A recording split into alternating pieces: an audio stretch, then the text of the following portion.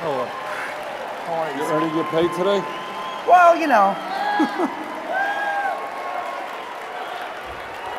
No, I get an opportunity to speak for a little while. Please sit and do your make introduction. I would really, did you hear from the back what was happening here? Yeah. I would love for you to actually talk about this in specifics, not the usual political stuff. So let me talk about what I want to talk about for a moment. Okay, everybody seated. We all down. Thank you very much for inviting me. Thank you. Okay.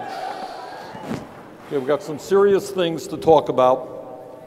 We don't have a whole lot of time, so what I'd like to do is just chat for a while, stop, and we're going to do a little bit of a discussion. Yes, please go ahead. Here's the serious issue. We live in a nation in which, to a significant degree, media is controlled by large multinational corporations. We live in a nation in which 95% of talk radio is right-wing, including in areas where Republicans have almost no support. We live in a nation in which conservative Republicans own their own television network. And that is why the work that many of you do in terms of blogging and on the internet is extraordinarily important, because you are presenting an analysis of what goes on in America and a vision of where we should go that corporate media does not present. And I thank you very much for that. The other point that I want to make, if some of you have come here to say, wow, we are courageous and we're really on the fringe and we're leading all this stuff, I want to give you some bad news and some good news. The good news is that what most of us believe is exactly what the vast majority of the American people believe. Some of us, for years, have fought to raise the minimum wage. Some of us believe it should go to $15 an hour. And you know what? Wall Street Journal poll,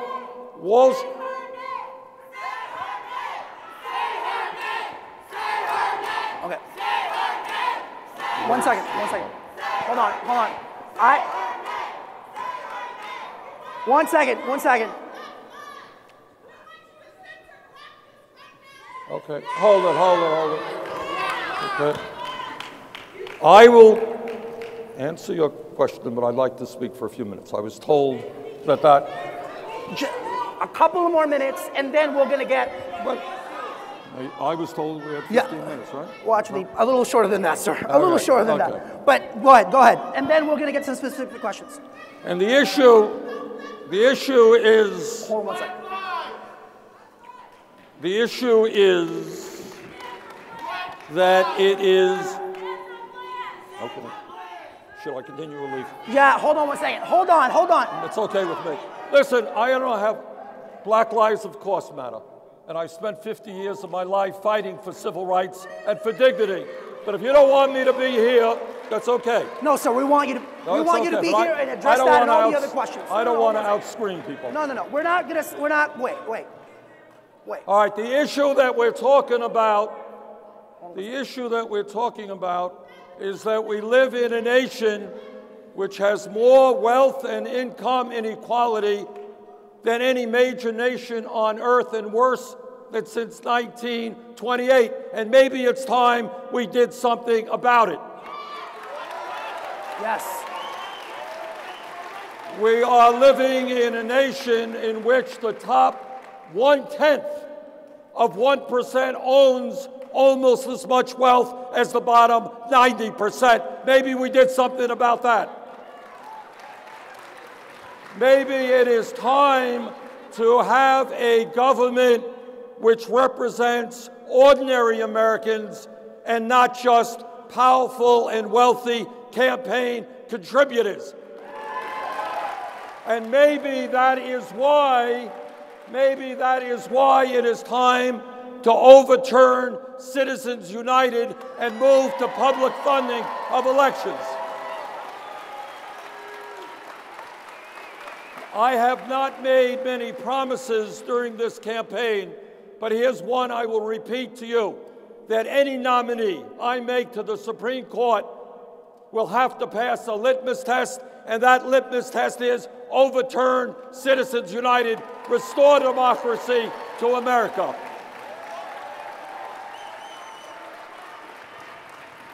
When we talk about issues like Black Lives Matter, let me tell you something. A study just came out a few weeks ago talking about youth unemployment in America, an issue we do not deal with as a nation. And here's what that report said. What that report said is that if you are a high school graduate and you're white, the unemployment rate is 33%. If you are Hispanic, the unemployment rate is 36%. If you are African American, the unemployment rate is 51%. And in my view, maybe, just maybe, it is time to invest in jobs and education, not in jails and incarceration.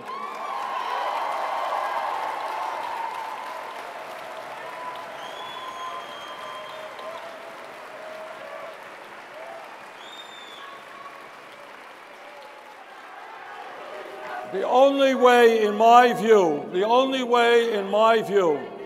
that we are going to transform America is to develop a strong grassroots movement, which I call a political revolution. In other words, I can't hear anything. Wait. We do not win and transform America when 63% of the American people don't vote. We don't transform America when 80% of the American people, young people, don't vote. So let me conclude my remarks by just saying this. I am probably the only presidential candidate who will tell you that no president, not Bernie Sanders, not anybody else, will be able to achieve what has to be done unless there is a political revolution. We need a mass movement of the American people to say very clearly that enough is enough.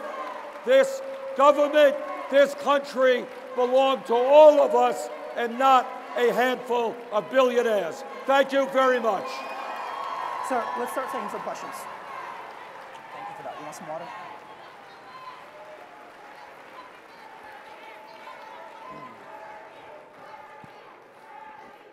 Okay.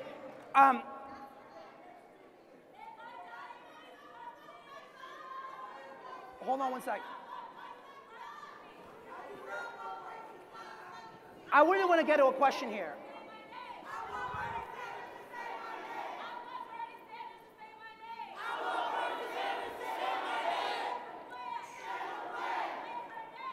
What are we doing here? Oh, sorry. Hold on one second, sir.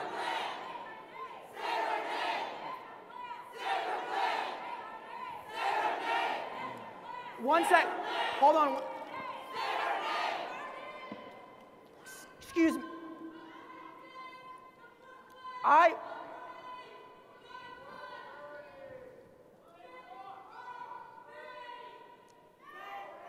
Okay.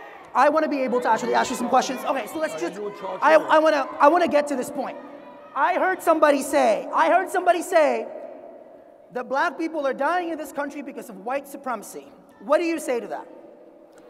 Black people are dying in this country because of an unjust criminal justice. Okay. I don't. Wait a second. Go ahead. Okay. Continue, sir. Black people are dying in this country because we have a criminal justice system which is out of control, because we have a system in which, as I've just mentioned, over 50% of young African American kids are unemployed, are out in the streets, and where we have right now, it is estimated that a black male baby born today stands a 1 in 4 chance ending up in the criminal justice system. So what we need to do... I'm about to get to that. I'll tell you what we're going to do. We're going to transform economics in America so that we create millions of decent paying jobs. We're going to make public colleges and universities tuition free. We're going to raise the minimum wage to a living wage. We're going to transform our trade policy so corporate America invests in this country and not low-income countries around the world. That's some of what we're going to do. So let me unpack that even more, because you talk a lot about, wait a second. You talk a lot about economic inequality, right? Yep, I do. But hearing what's happening here, clearly in this country, we have not fully confronted the racist systems and institutions, right? That coupled with economic inequality is getting us to the place that we're at. How do we do that better? How do we talk about this in such a way? Well, it's not a question of talking about it, it's a question of doing something. Well, yes, but what specific proposals? Well, specific proposals... You're talking about minimum wage. You're talking about minimum wage. Well, specific proposals are, for a start, you create an economy where people have decent jobs at decent wages. And that's why we are talking about $1 trillion program to create 13 million jobs rebuilding our crumbling infrastructure. That's number one. Okay. Number two, when you talk about the criminal justice system, we need fundamental reform in police departments all over this country. I was the mayor of the city of Burlington. And what we moved toward was community policing, where police officers are part of the community and not seen as an oppressive force. And we've got to do that as well. So I have read about, you said that you've been fighting for civil rights. You were there in the March to Washington. Can you point to any legislation in the past 10 years that you've supported that have benefited the African-American community and communities of color in this country? Many. Can you name a couple? Well, yeah. We built in the Affordable Care Act, which is providing health insurance to many millions of Americans. We got a provision in there, a $12 billion provision, which expanded community health centers all over America, hundreds of new community health centers, most of them, or many of them, in low-income and minority communities. That means that millions of people who otherwise would not have been able to access health care are now getting health care, dental care, mental health counseling, and low-cost prescription drugs. That's pretty good. Okay. Let me pivot a little bit to immigration. There's a headline on CNN a couple of weeks ago that said, headline, "Where Bernie Sanders disappoint." It's on immigration. And the article talked about the fact that you voted against a bipartisan immigration bill sponsored by McCain and Kennedy in 2007, and for an immigration bill in 2013, but expressed concerns about it even though you ultimately supported it. So here's my question, right? You said you were worried about protecting jobs, with labor unions being a major part of your base. How do you reconcile being pro-labor and being pro-immigration reform? Easy. I voted against, when you talk about immigration, I want to ask you a question. Why is it the Chamber of Commerce and all of the big money organizations love the immigration bill? Do you think they're staying up nights worrying about undocumented workers in this country? Why? You tell me. You know why? I'm not running for president, but go ahead. I will tell you why. I will tell you why. Okay. Because this bill has two major components. Number one, the good thing it has, it says that we're going to take 11 million people out of the shadows and give them dignity and give them a path to citizenship. That's the good part. That's the good part, yes. And that's what I strongly support. You know what the not so good part is? That at a time when we have millions of kids in this country who can't find a job, what the Chamber of Commerce, the big money interests want, is to be able to bring into this country on guest worker programs low-wage workers who will be competing against kids in this country who desperately need jobs. They're going to bring H-1B professional workers into this country to lower wages for our high-tech workers. Frankly, I don't think that's a good idea. The reason, let me answer. No, go ahead. The reason I voted... Hold on. The reason I voted for the last bill is I got language in for $1.5 billion to create many, many jobs for kids in this country.